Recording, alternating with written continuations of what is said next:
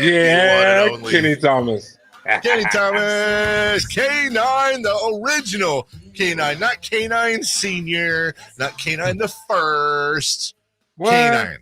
What is It's K- that? What do you I'm mean? saying Senior. no. I'm saying not. I'm saying I'm on your side. I'm saying you're K9. Coming in hot. What are you doing, Dave? As usual. What's up, Jason? Come on, man. I'm not even gonna entertain this guy right now. Hold on. We do have breaking news. Hold on, Kenny. No, this is seriously. When it breaks, we have it first. It's Sactown Sports breaking news. All right, the NBA suspended Trey Lyles for one game for his role in the altercation with Brook Lopez. Lopez fined $25,000. But Trey Lyles not available tonight unless he appeals, which I don't think he will. Kenny, were you ever involved in any sort? I mean, you played in a much different, much tougher era. Some would say. Did you ever get in any kerfuffles when you were on the floor? Man, very well done, Dave. Good morning, Dave. Good morning. Unfortunately, yes. Yeah. As we know, you probably did your research already. No, smarty pants. I had a feeling. Man, yeah, Sharif Abdul-Rahim. I was on the Rockets. Sharif was making way more money than I was at the time. And it was 3 games. Man, it's bad because I tell this story when people bring it up, or I just tell it in general, from the standpoint of, man, it was in Atlanta on Martin Luther King Day. And here we are, 2 black males fighting. I try to make a joke out of it. It's probably bad, but that's what I usually say. But man, I lost 3 games. I lost like almost $100,000, man. I was hurting. And Sharif was making like, he was probably making about $300,000 a month or something like that or whatnot. But yeah, man. Who fights Sharif Abdul-Rahim? He's such a nice guy. Kenny Thomas does. And then what's crazy, we ended up playing with each other here in Sacramento. Yeah. And that was good. And everything was cool. It's like nothing happened. Man, it's one of those things, man. It's like in the heat of the battle, right? And I saw the whole situation with Trey and Lopez, and Lopez was kind of doing his thing throughout the night. But if you really go back and look at that, man, Giannis was the one that kind of started that because he was dribbling over. I mean, it's a huge court. And then he's messing with Trey. And then at the same time, they were losing. And the fact that he responded the way he did, like, good for him. Like, I might have reacted that way as well, right? Yeah. But, I mean, it just got to that point. Lopez didn't have to do what he did. I mean, come on. Totally unnecessary. Good for Trey. And I totally back what my guy, what Coach said. Like, yeah, you can't take that shit, man. Yeah. Or of course, he wouldn't have said that on the radio, Kenny, where we're not allowed to say any bad words. My bad. I hope I'm able to come back. But Coach said it. I figured I could say it. And I don't say it on NBC. We bleeped it out, and that will be a $25,000 fine for you, Kenny Thomas. Yeah, I hope you guys don't suspend me next week. Yeah. Please let me back on Wednesday, please. I'm enjoying this. Do you think that was? I mean, I honestly didn't think Trey would get a game. So when Dave just did that news, I was a little surprised. Is that feel right in the present day NBA, I guess, to give him 1 game? Well, I thought it might have been a couple more. Oh, okay. Because of the whole thing to the face, just to be honest, right? Okay. There's always, to a certain extent, there's always a little scuffle if you're pushing somebody a little bit. That kind of comes with the territory. But I'm happy it's only 1 game because he's a huge piece, especially coming off the bench the way he's been playing, especially on this playoff push. But 1 game, I think everything will be fine.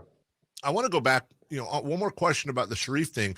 You guys played together, so between the fracas on the floor and you guys being teammates, like, did you guys ever, for lack of a better term, kiss and make up? Was there a conversation? Did you guys just kind of never talk about it?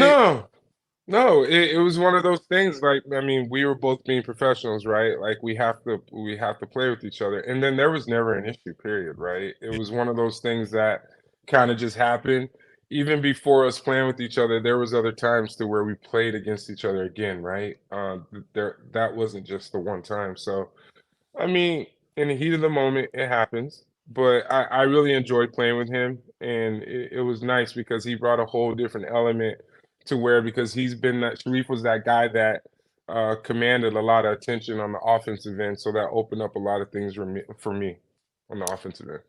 On that too, I think part of the when something happens like that on the court, it's who stands up for the other, for your teammates, who's got your back. When that incident ended with you and Sharif, I don't know. Sometimes teammates can give you grief or support you. What was it like? What were your teammates talking to you about? Maybe post game and post fight, all that stuff.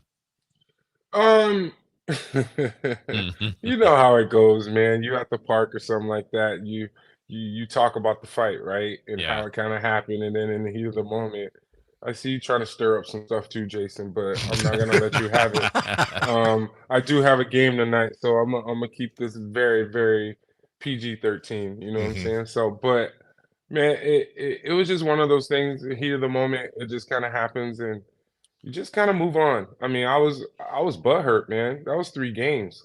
That was Yeah. a lot of money to me, Yeah. and at the time, and I mean, it still is, but it just one of those things, It was man. more money then. Why didn't your shoe company pay for it? I hear shoe companies a lot of times take care of fines nowadays. They didn't have that going on back then.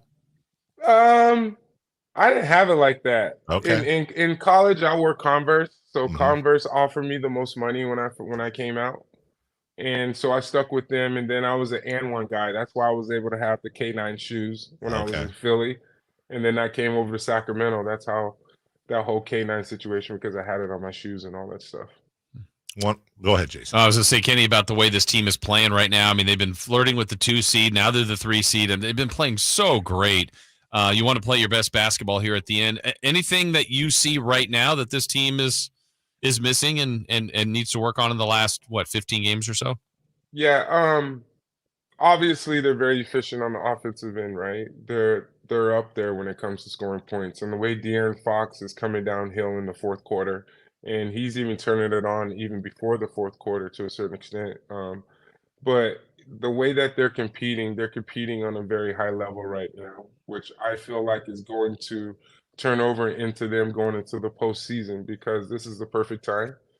And the way that they're evolving on the defensive end, because I think that is one of the probably the weakest areas from the standpoint because they are a little bit undersized. But the way that they're playing together on the defensive end is going to totally open up from the standpoint to where I feel like they're going to start trusting each other.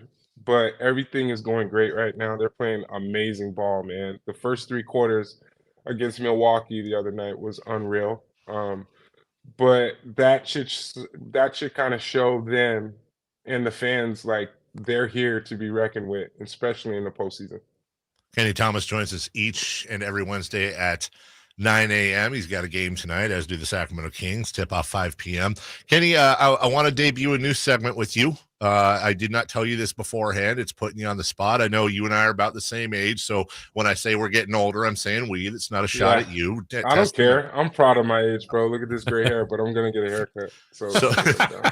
So I call this segment, what post-game interview was this with Kenny Thomas? This was from one of your games, and I want to see if you can remember the game this was from. Okay, here we go. When I first came in this league, that's all I shot was threes.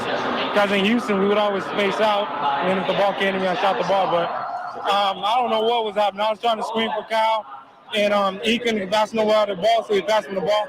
I just kind of like threw it up there, so I was just playing that went in, and it went in. I was shot just like everybody else. All right, and then in the overtime, baskets were hard to come by for both teams. Talk about the last play because Eric puts up what I thought was a shot, and you happen to be there.